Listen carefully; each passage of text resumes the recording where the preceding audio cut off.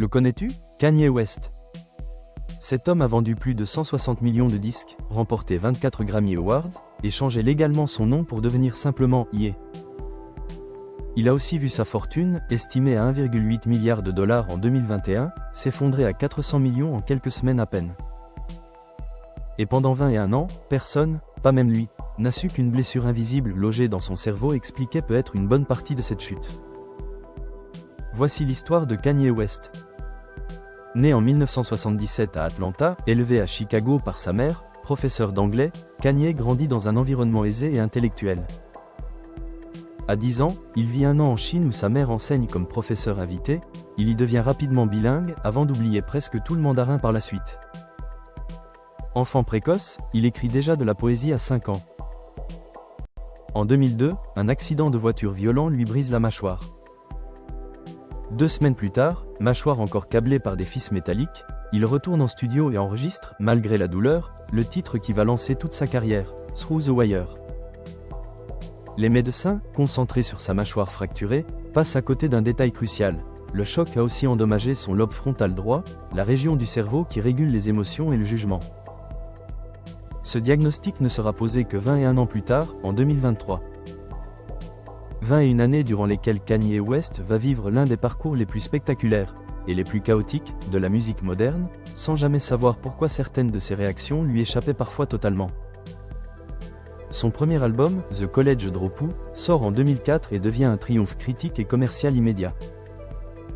La décennie qui suit est une suite ininterrompue de réinventions. Chaque album change radicalement de son, de la soul chargée en cordes à l'électro-minimaliste, jusqu'au son brut et industriel de Yeezus en 2013. Il devient l'un des artistes les plus salués de sa génération. Mais la blessure invisible commence déjà à se manifester. En 2009, au MTV Video Music Awards, il monte sur scène en pleine remise de prix pour arracher le micro des mains de Taylor Swift, affirmant que Beyoncé méritait davantage de gagner. Le président Obama le qualifiera publiquement de « crétin » en direct à la télévision. Kanye, dévasté, présentera ses excuses, avant de les retirer un an plus tard, décrivant son geste comme « désintéressé ». En 2007, sa mère meurt subitement de complications post-opératoires. Ce deuil le frappe de plein fouet. L'année suivante, il sort 808s et Heartbreak, un album radicalement différent, saturé de tristesse et d'autotune, qui influencera durablement toute une génération d'artistes.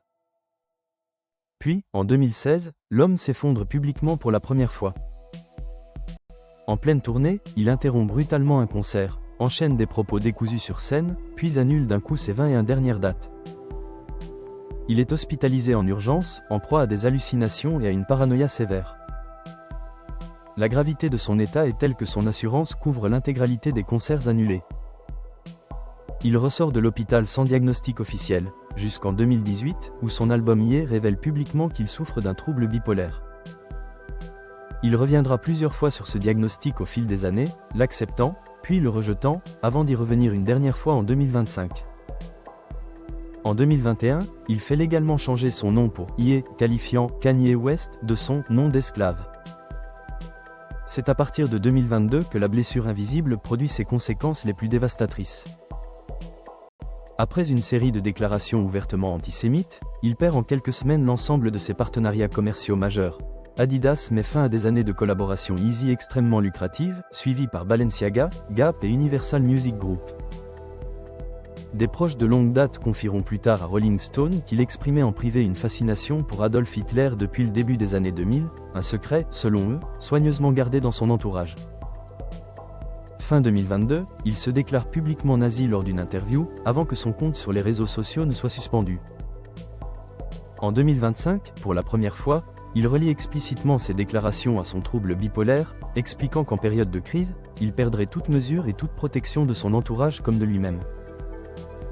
En janvier 2026, il publie une lettre ouverte dans le Wall Street Journal, sous forme de publicité payante pleine page, présentant des excuses formelles et promettant responsabilité et traitement médical. Mais la confiance reste fragile. En avril 2026, sa participation prévue au festival Wireless de Londres déclenche une vague de protestations, et le gouvernement britannique finit par lui interdire purement et simplement l'entrée sur le territoire, forçant l'annulation totale du festival. Sa vie privée connaît le même chaos. Un mariage très médiatisé avec Kim Kardashian, 4 enfants, un divorce retentissant en 2022, puis une union informelle avec l'architecte australienne Bianca Sansori. En 2023, il révèle aussi avoir développé une dépendance aux opioïdes après une opération de liposuction, une addiction qu'il désigne lui-même comme un facteur ayant possiblement aggravé son effondrement de 2016. De l'enfant précoce qui écrivait déjà de la poésie à 5 ans à l'homme dont une blessure invisible, resté ignoré pendant 21 ans, a peut être façonné toute une vie de génie créatif et de chute publique. L'histoire de Kanye West reste l'une des plus vertigineuses et des plus troublantes de son époque. Kanye West n'est qu'une des nombreuses figures que l'histoire a laissées dans l'ombre. Un petit like si cette histoire t'a plu, et abonne-toi pour qu'on en éclaire d'autres ensemble.